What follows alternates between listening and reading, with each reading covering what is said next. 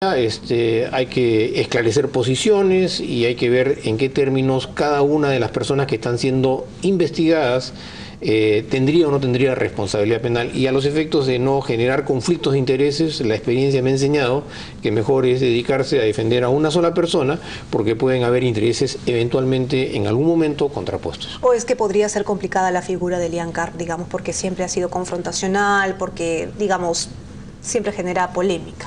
Bueno, eso ya es un tema circunscrito a las características de la personalidad de cada persona respecto a la investigación.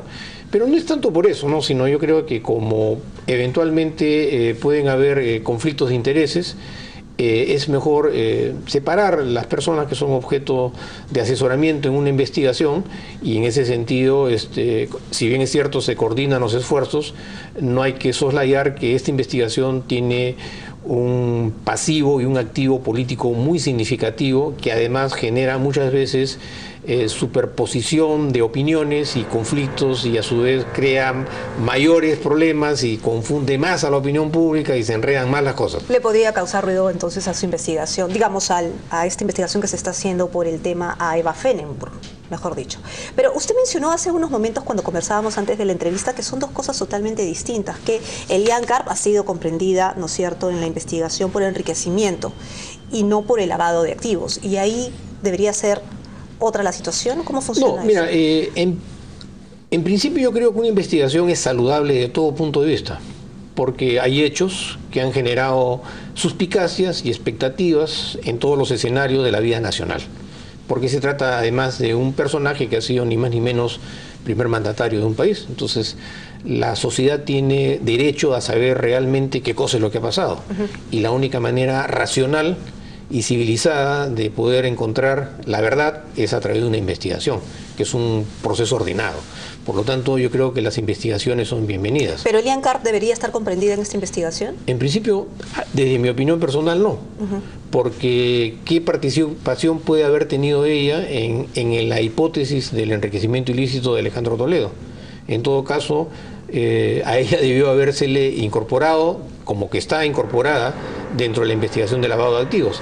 Ahora, la investigación no significa de ninguna manera la utilización de calificativos como cómplice, coautor o autor del delito.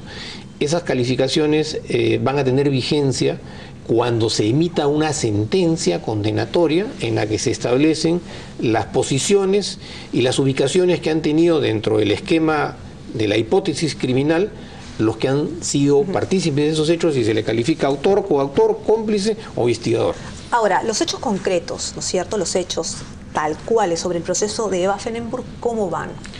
Desde mi perspectiva como abogado defensor, que es una presencia técnica, estamos tratando de esclarecer los hechos a los efectos de poder generar convicción en la fiscal que está a cargo de esta investigación, para que las decisiones que ella pueda tener tengan sustento jurídico, legal y fáctico. Ahora, de las cosas que ella ha respondido, porque ella no se encuentra aquí, sabemos que está mal de salud, ¿eventualmente ella vendrá a responder o nunca la veremos por acá?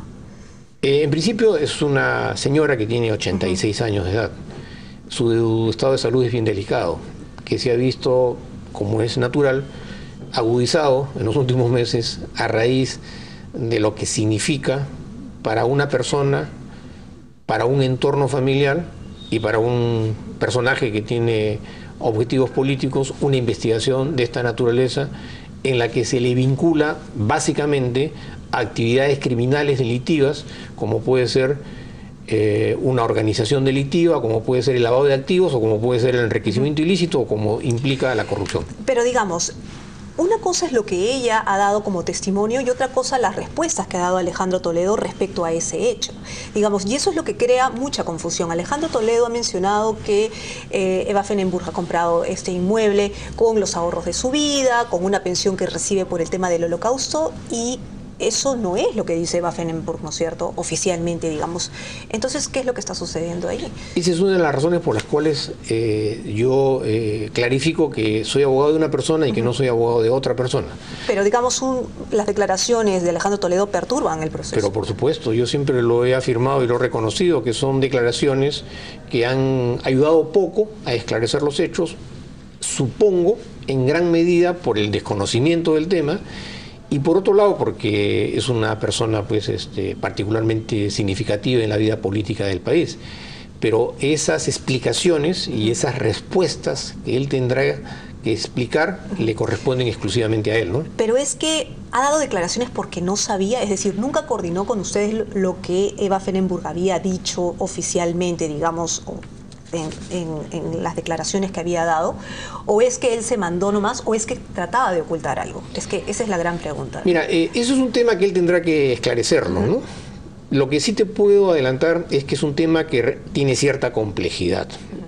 No se trata solamente de salir a dar una respuesta, sino que esa respuesta tiene que estar respaldada con documentos, con plazos, con hechos fácticos, con información técnica, con información financiera y con información de carácter legal. Para mí, que más o menos tengo un poco de experiencia en el manejo de estos temas, me ha sido particularmente complejo poder adentrarme y poder conocer en los momentos determinados todo lo que realmente ha sucedido respecto a estos hechos.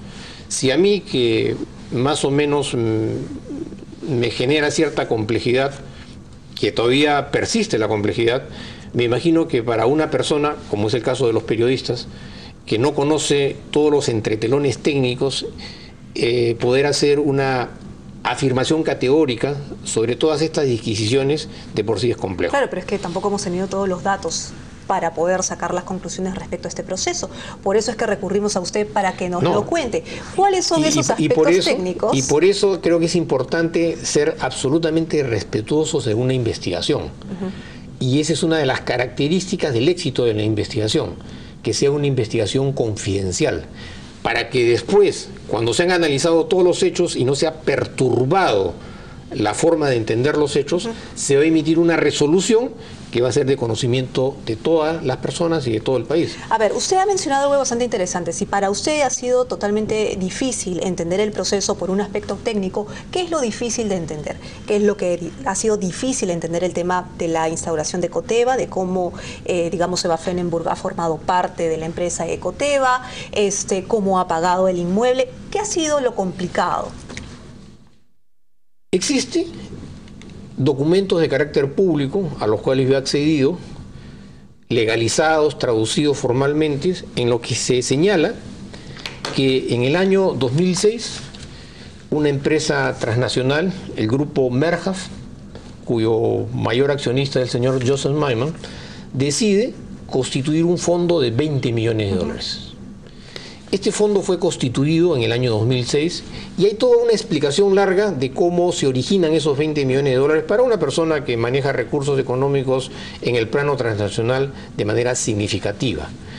Al crearse este fondo, entre otras cosas, se establece cuál es la finalidad de este fondo. Y entre otras cosas, el objetivo de crear este fondo, como está establecido en este documento, era hacer inversiones en América Latina.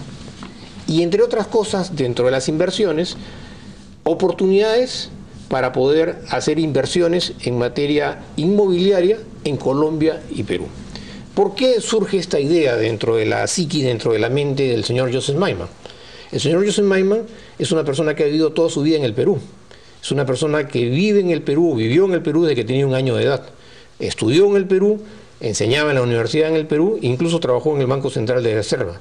Por lo tanto, había una identidad con un país determinado como para poder hacer una inversión.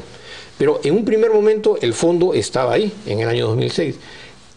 Ese dinero en dólares, para que no perdiera intereses, se depositaron a plazo fijo. Existía el fondo. En el sistema jurídico anglosajón es bastante frecuente la utilización de los denominados contratos nominativos, que no es testaferrato. Mucha gente se confunde y dice, no, la han utilizado a la señora Eva Fenenburg, han utilizado Ecoteva como testaferros para adquirir bienes. El testaferrato son operaciones contractuales de naturaleza clandestina. Para que nadie se entere quién es el propietario del dinero, yo le doy el dinero a otra persona para que esa persona, aparentemente en mi representación, adquiera un bien y de esa manera legitimo o lavo ese dinero procedente de una actividad de carácter criminal. Pero nadie, cuando hace una actividad de testaferrato, va a hacer un contrato. Este contrato, que además ha sido elevado a escritura pública, implicaba hacer inversiones de carácter mobiliarias en el Perú. Pero uno se pregunta, ¿qué tiene que ver el señor Joseph Maiman para poder invertir y comprar 2 inmuebles en el Perú?